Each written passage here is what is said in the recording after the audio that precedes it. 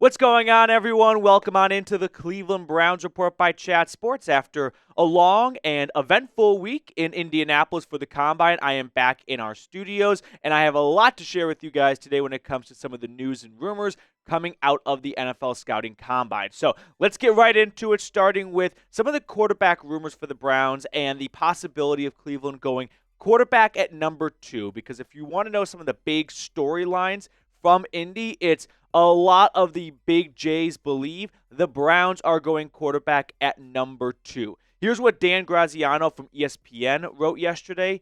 The overwhelming belief of the people I spoke to this week is that the Browns plan to stay put at number 2 in the draft and take one of the top quarterbacks. Their preference between Cam Ward and Shedeur Sanders is unclear, but if one goes at number 1, I believe they'd be okay with taking the other.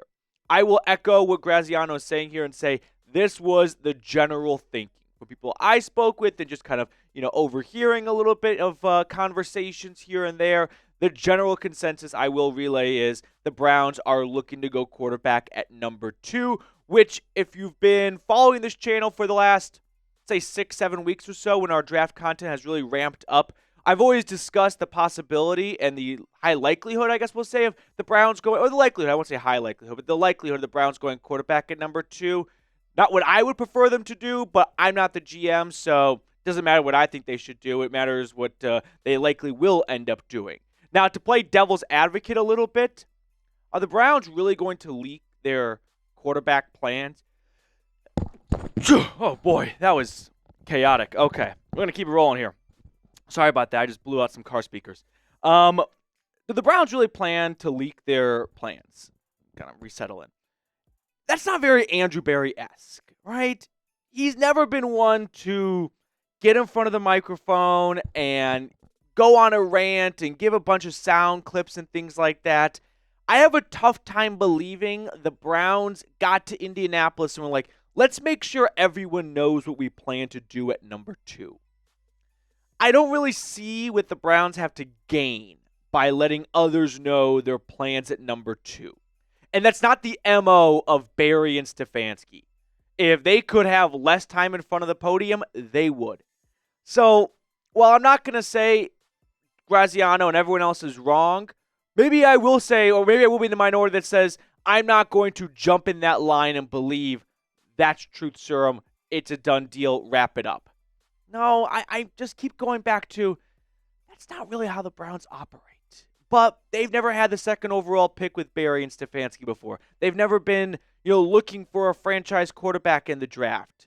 So this is different circumstances. Maybe that brings out different methods and practices. But to play devil's advocate, it does not really seem like the Browns to voluntarily give this information out.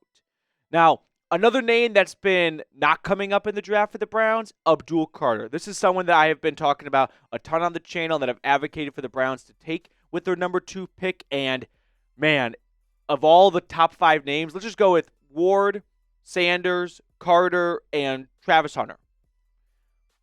Carter's name with the Browns probably came up the least. We've seen plenty of cases in the draft where a team does misdirection. I mean, the Bears, for example, they were never even sniffing around Mitch Trubisky publicly, and then out of nowhere, they decided to move up one spot and take him. So there are plenty of examples of teams who try to keep things on the hush-hush so that no one else thinks or no one else knows what they're planning to do. But if you're wondering, hey, what's the probability of the Browns going with Carter after the foot fracture came out and the very minimal dialogue between Carter and the Browns, it doesn't seem very likely to me at this stage. So I'll ask you right now, do the Browns go quarterback at number 2? Let me know yes or no in the comment section. Not if you want them to, but is that what you would like the Browns to do, right? Or sorry, not if you want them to, but is that what you believe the Browns are going to do? Scroll on down, let me know. And by the way, we've got a lot more coming up on today's show when it comes to Combine rumors and notes and things like that. But we did cross 42,000 subscribers over the week, so thank you to everyone who clicked that subscribe button. If you haven't already, we're trying to get to 42,500 before NFL free agency starts a week from today. So scroll on down and join the channel if you haven't yet. Let's move on to the next rumor that came out of Indianapolis, which is the Giants and Jets looking to trade up. Why are we talking about the New Jersey teams when we're on a Cleveland Browns YouTube channel, because there is always going to be a trickle-down effect, some dominoes that fall when you're picking top 5 or top 10. And that's what I want to unpack here is what is this going to do for the Browns at number 2? If the Giants or Jets, and I think it's more so on the Giants, but we'll include the Jets just to give them some level of credence or possibility of making the move, but I'm more so focused on the Giants here. If the Giants move up to the number 1 pick, because the Titans said they have taken calls for the number 1 pick, a lot of people believe there's a chance the Tennessee Titans could move out of the number 1 spot. They may not view any quarterback in this class as a franchise-changing quarterback, and they may look to just stock up on draft picks and get a more surefire prospect like Abdul Carter or Travis Hunter rather than roll the dice on one of these top 2 quarterbacks who are a little bit iffy compared to depending on who you ask in terms of guaranteed, can't miss prospect at the quarterback position. If the Giants do, let's say, pull the trigger and move up to number 1, well, the Browns then are likely going to end up settling for the sloppy seconds between Cam Ward and Shedeur Sanders. And so I'm bringing all this up because I do not believe the Browns should settle for sloppy seconds. If they want to go out and get a quarterback, and you and I may not agree with that decision, I still think if they are going to go after a quarterback, don't settle. Don't just stay at 2 and go, well, whoever falls to us between Ward and Sanders, we'll just take. If you like Ward way more than Sanders, and that's been the general thinking that Cam Ward is the quarterback 1 in this draft class, then go out and get him. I do not want to see the Browns sit on their hands, which is not like the Cleveland Browns under Andrew Berry, and wait and see who falls to them at number 2. If you believe Cam Ward is that much better than Sanders, then do not hold back. Do not let the Giants leapfrog you and take the quarterback you were hoping to get. It is worth giving up some extra draft capital to secure who you believe is the quarterback of your future. And that's a big thing, but if you believe Cam Ward is the quarterback of your future, then deal a extra 2nd or 3rd round draft pick and move up 1 spot to secure him. You should do that for a quarterback that you believe is that big of a difference maker. It's what the Chiefs did with Patrick Mahomes. They traded up with the Houston Texans to get their quarterback of the future. It is worth giving up a little bit of extra more draft ammunition if you think this guy is way better than the other quarterback. Speaking of the other quarterback, there's been some buzz coming out of Indy that Sanders is falling down draft boards. Now, there's 2 possible reasons for this. Reason number 1, teams just aren't that impressed, right? They look at a quarterback who has some good traits, he's quite accurate, but he doesn't have elite arm strength. He's not an incredible athlete. He took a lot of sacks last year. I mean, there are fair things to point out about Shedeur's game that don't scream 2nd overall pick in the NFL draft. Or there's a possibility that teams like the Jets and the Raiders, who are picking just outside the top 5, are trying to get other teams to believe he's not that good by putting out these rumors of Shedeur to not do super well in some draft meetings up at the whiteboard, going through plays, and then that gives teams like the Browns and the Giants some uneasiness about selecting a player like this and decide, okay, we'll play it safe and we'll go with Carter or Travis Hunter, and all of a sudden the Jets and the Raiders and their propaganda machine turned out a quarterback for them outside the top 5. So that's something to keep an eye on, but that's the latest, if you will, on Shedeur from Indianapolis. But to kind of wrap up the quarterback at number 1 possibility of a trade, I'd be willing to do this if, and this is a big if, you believe Cam Ward is your guy. 33rd overall pick is valuable. Don't get me wrong. But it's not more valuable than a franchise quarterback. So if you are absolute, hey, Cam is the guy for us, he is our future quarterback, then I would much rather go out to the 1st overall pick and secure it than sit back, see if he falls to you at number 2, and if not, well, at least we have the 33rd overall pick. No. If you believe he is your guy, then a day 2 pick is worth it. If you don't think he's your guy, then obviously it's a different conversation. But if the Browns come out of Indianapolis with That's our number one player, and we think he is going to be the quarterback for Cleveland for the next 15 years.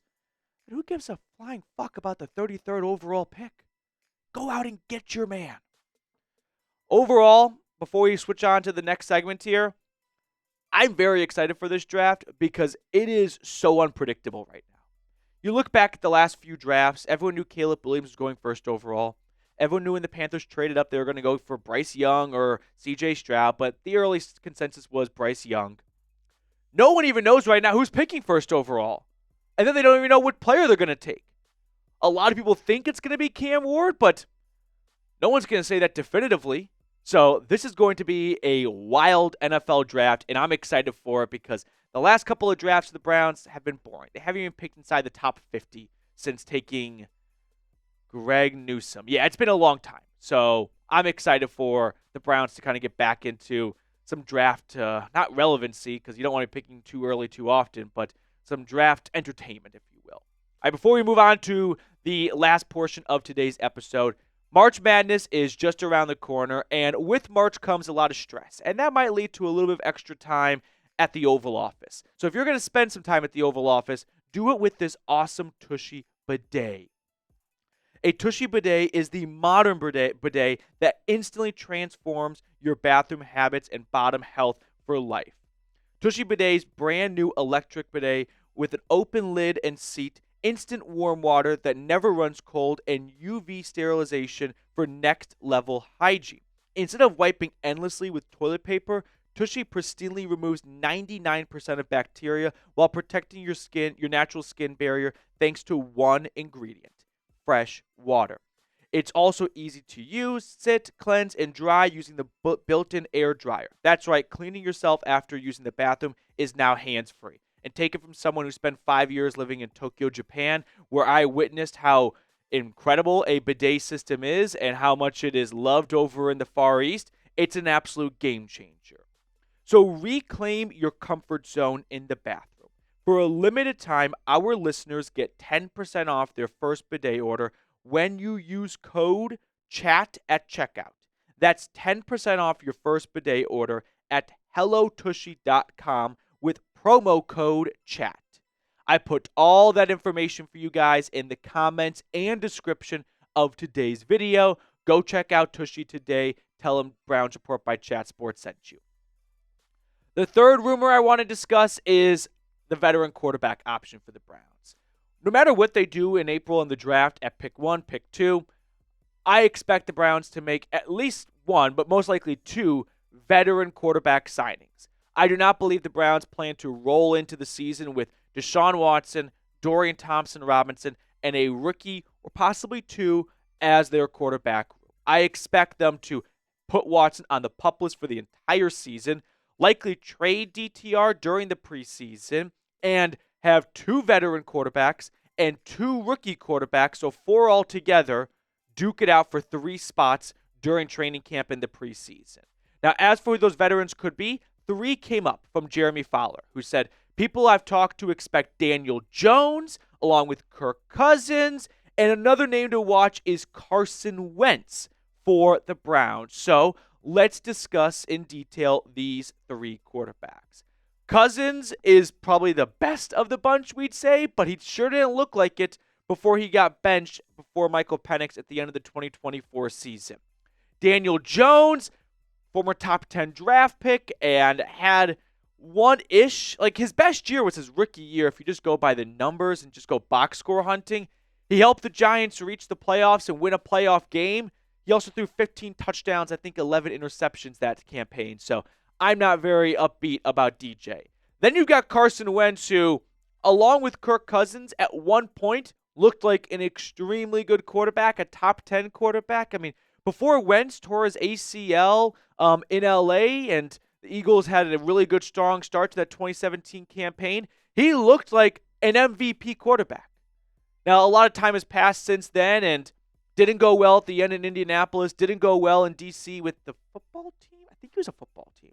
And the last 2 seasons, he was backing up Matthew Stafford in L.A. and backing up Patrick Mahomes in Kansas City. So all 3 quarterbacks have very different backgrounds and profiles. if you believe what Kirk Cousins said about an elbow injury and a shoulder injury towards the end of his time in Atlanta, then you can sell yourself on someone who had a really good start to the year and then just completely fell off a cliff. If you think Daniel Jones could get a boost after sitting or learning from Kevin O'Connell and some quarterback rehab, he's the youngest of the bunch, and he's got really good physical traits. He has good legs to him. We've seen him, break away from defenders and then face plant before it gets into the end zone. The arm strength is not a question for him, but the decision making and just he looks bad most of the time is an issue.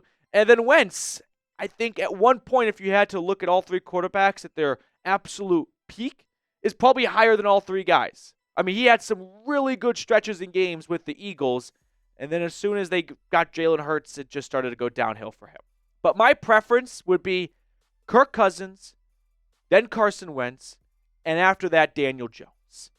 I'm willing to hear Cousins out on the shoulder and elbow injury that he sustained because it's the only thing that makes sense for how good he was at the beginning of the year for Atlanta, and then a brand new quarterback came in and took over after their loss to the Saints, where his kicker missed 4 field goals and they lost by 3 points. And then they got routed by the Broncos, come home, play after the bye against the Chargers, doesn't throw a touchdown pass to his own team, but to the other team. It never really made sense how Cousins went from an incredible October to one of the worst quarterback stretches, honestly, in NFL history. So I'm willing to hear Cousins out and go, yeah, he probably did suffer a shoulder or elbow injury, kept it to himself because he knew if he went to the bench because of an injury, he probably would never get a starting gig back because they had Michael Penix, a top 10 draft pick, in the wings waiting to take over. So he decided to, be a soldier and play through it, and that didn't do him any favors. But with time, I could see him maybe getting back to that pre-shoulder injury level. But if we're being completely honest with one another, none of these options are great options. That's unfortunately what happens if you go to free agency looking for a quarterback. You hardly ever find one. You do not look to free agency to fill your quarterback needs. There are very few examples in the last 15 years of that being successful. Peyton Manning to the Broncos, Tom Brady to the Bucks, Kirk Cousins to the Vikings, Baker to the Bucks, but that was like a trial, like a 1-year, $5 million contract. Am I forgetting another notable franchise quarterback signings in free agency? Good teams don't let good quarterbacks go. So while you may not look at this, what do you have? Matt Ryan's a trade to the Colts. Yeah, I can see why you look at this and go, these suck. You know why? Because that's what happens when you go to free agency to find a quarterback. Beggars can't be choosers here. But they're going to sign someone. And I'm willing to roll the dice on Cousins reconnecting with Stefanski more than Carson Wentz, who hasn't looked good in 5 years, and Daniel Jones, who has just never looked good. One last storyline before I let you guys go. I know it's been a long episode today. Some Joel Bitonio rumors, if you will, about his retirement possibly and whether or not the Browns are going to be looking for a new franchise guard. Fowler wrote this. The Browns are optimistic about guard Joel Bitonio's return for a 12th season, though he hasn't made a firm determination yet. But the team is loosely planning for him to return and isn't aggressively combing the guard market at this time. Would love for Bitonio to come back if he does decide to retire. Obviously, a Browns legend and someone who I wish had a better career in Cleveland for how good he was and the lack of success they had on the field for much of his career. So nothing but love for me to Joel. If he does, though, decide to retire, like I said, I think he'll probably do it after June 1st because retirements are like releases. That salary cap does not just go away. The cap hit when you retire, and it'd be beneficial for the Browns for him to retire after June 1. Didn't Jason Kelsey retire in the middle of the summer for the Eagles? And that helped the Eagles out from a financial salary cap standpoint. So you might see an announcement from Bitonio, but I don't think anything will be official until probably the middle of June. All right, let's pick a card. We have not done this in a while after a chaotic week in Indianapolis with a break-in. Luckily, my laptop was not stolen. My backpack was, which had my car keys in it. So I spent 5 hours yesterday dealing with 3 different it took 3 different tow trucks to come out and tow my car out of the garage. All the trucks were too big, and every single one knew from the previous one what the clearance was. And they still rolled up, and I was like, well, this isn't going to work. So we had to literally, my car's on the 5th floor, quick story time. Me and this tow truck guy, who was at the end incredible, we went up to the 5th floor, put the car in neutral, which I didn't know you could do without, accessing the car, and then we pushed it down the ramp, 5 floors down. And we got right to the gate, and all of a sudden the emergency brake came on. And we had to tow it from that point, and it barely cleared out of the garage. So that was a fun way to spend my Sunday after a 13-hour drive back.